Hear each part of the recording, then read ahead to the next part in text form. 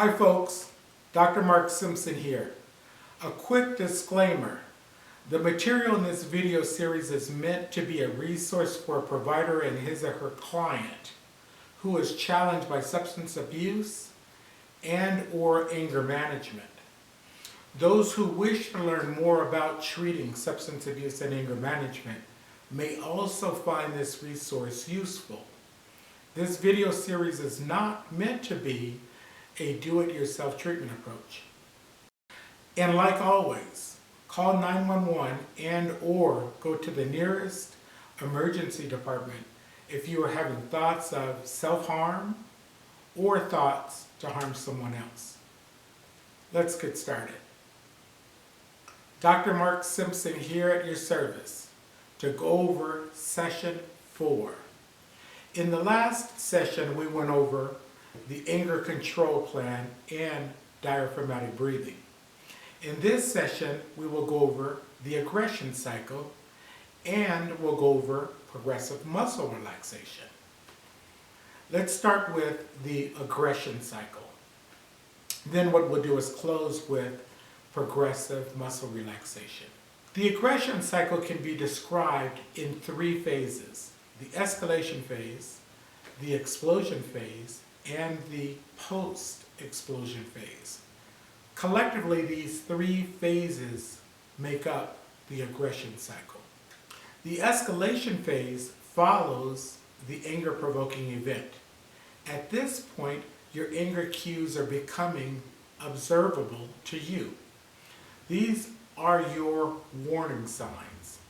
It's important that you're able to identify your personal warning signs and how your anger escalates, as well as knowing and understanding your red flags. We talked about red flags in session 2. If the escalation phase is not interrupted, the explosion phase will almost certainly follow. The explosion phase can best be described in terms of an uncontrollable blast of anger that involves aggression, verbally and or physically. And as you know, it can result in serious negative consequences. The last stage of the aggression cycle is the post-explosion phase. This phase involves addressing the negative consequences from the explosion phase. Negative consequences may involve damage to property, bodily injury, hospitalizations, incarcerations, and financial costs. These negative consequences may result in the loss of friendships, family, employment, and or feelings of guilt, shame, and regret. The intensity, frequency, and the duration of the aggression cycle will not be the same for everyone. Some individuals with anger challenges are verbally abusive. Others may have a pattern of damaging property. Others will make verbal threats involving posturing, getting in someone's face. Others may become violent using their hands and fists, and still others may use weapons. This can last from a few minutes to an all-day thing. So as you may have identified, one of the primary objectives of this lesson, as well as the entire anger management curriculum, is that you learn skills and strategies so your anger won't reach the explosion phase. This can be done by 1, learn to use the anger meter. 2, learn how to identify your 4 anger cues and your warning signs, indicating that your anger is escalating. And 3, learn to master your anger reducing strategies you came up with in your anger control plan. We are almost finished.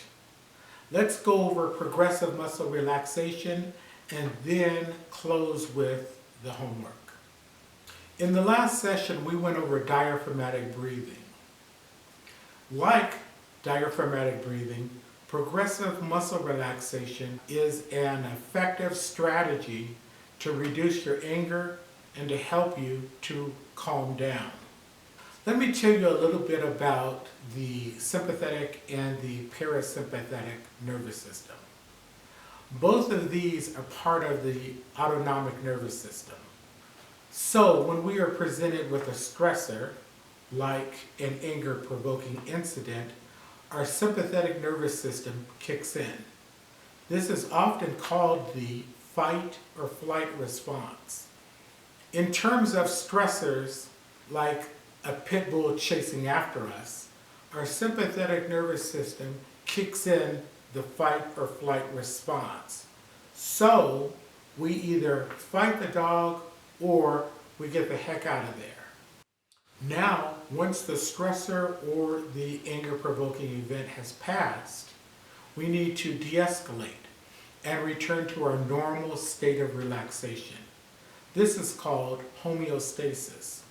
And we use our parasympathetic nervous system to de-escalate and help us to return to homeostasis. Diaphragmatic breathing, progressive muscle relaxation, going for a walk or a swim, listening to soothing music, dancing, and countless other activities can help you to activate your parasympathetic nervous system, to help you to calm down and return to your normal self before you were presented with a stressor. When we hook someone up to a biofeedback machine that monitors muscle tension, finger temperature, and perspiration on your fingertip, and then have them practice diaphragmatic breathing or progressive muscle relaxation, we will most often see a reduction in muscle tension and finger perspiration, as well as an increase in finger temperature. The reason for this is that the more relaxed you are, the less muscle tension you have. This is particularly helpful for those who are challenged by muscle tension type headaches. Also, we will see a decrease in finger perspiration, indicating we are less stressed. And as we are less stressed, our blood circulation is improved. This results in an increase in finger temperature. So let's get started with the progressive muscle relaxation exercise. This involves tensing, then relaxing various muscle groups throughout our body. So if you are challenged by a pain condition, I suggest that you not participate in this exercise and instead just listen to my voice and concentrate on your breathing during this exercise. Like we did in the last session, let's get a pre and post stress level reading. Real fast, what is your current stress level on a 10-point scale, where 0 is no stress and 10 is at the top of the chart? What is your number now? Remember it. Let's start by getting comfortable in your chair. Close your eyes if you like. Take a moment to really settle in. Now, as you did last week, begin to focus on your breathing. Take a deep breath in. Hold it for a second. Now exhale fully and completely. Again, take a deep breath in. Feel your lungs and chest.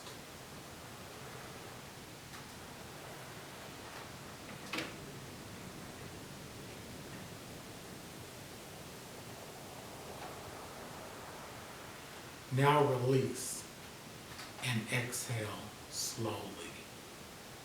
Again, one more time. Inhale slowly. Hold it and release. Now, while you continue to breathe deeply and fully, bring your awareness to your hands. Clench your fist very tightly. Hold that tension. Hold it. Now relax. Letting your fingers unfold and let your hands completely relax. Again, clench your fist tightly. Hold it. Hold it. And release the tension. Imagine all the tension being released from your hands down to your fingertips. Notice the difference between the tension and the relaxation. Now bring your awareness to your arms. Curl your arms as if you are doing a bicep curl. Tense your fist, forearms, and biceps. Hold it. Hold the tension and then release. Let the tension in your arms unfold and your hands float back to your thighs. Feel the tension drain out of your arms. Again, curl your arms to tighten your biceps. Notice the tension. Hold it. Hold it. And release. Let the tension flow out of your arms. Replace it with deep muscle relaxation. Now raise your shoulders to your ears. Really tense your shoulders. Hold them up for a second. Gently drop your shoulders and release all the tension as you breathe normally. Let's do that again. Lift your shoulders, hold the tension, hold it for 2 seconds, 1 second, and then release. Let the tension flow from your shoulders all the way down your arms to your fingertips. Notice how different your muscles feel when they are relaxed. Now bring your awareness to your neck and face. Tense all those muscles by making a face, like you're in a sandstorm. Tense your neck, your jaw, and your forehead. Hold the tension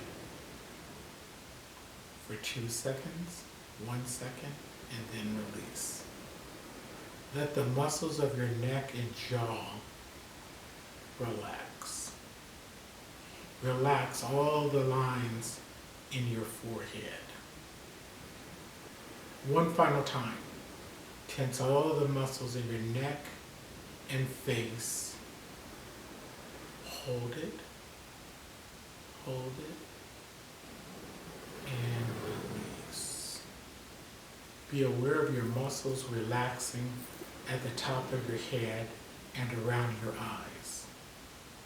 Let your eyes relax in their sockets, almost as if they were sinking into the back of your head. Relax your jaw and your throat. Relax all the muscles around your ears. Feel all the tension in your neck muscles release. Now just sit for a few moments.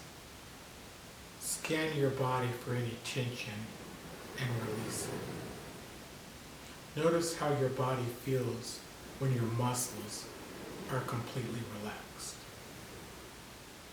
When you are ready, open your eyes. How was that? Do you feel more relaxed? Do you feel a reduction in muscle tension? Hopefully you did. If so, feel free to use this type of technique for muscle relaxation anytime you like. You can do it in the car, you can do it at home, you can do it standing or sitting. Now, What's your current stress level on a 10-point scale? Hopefully this exercise produced a benefit for you. If it was useful, use it as often as you like. Remember to review today's lesson, monitor your anger over the next week using the anger meter, and to be aware of your anger cues. And of course, watch the next video session. And like always, if you found this presentation useful, give me a thumbs up and a like. Take care, and I'll see you in session 5.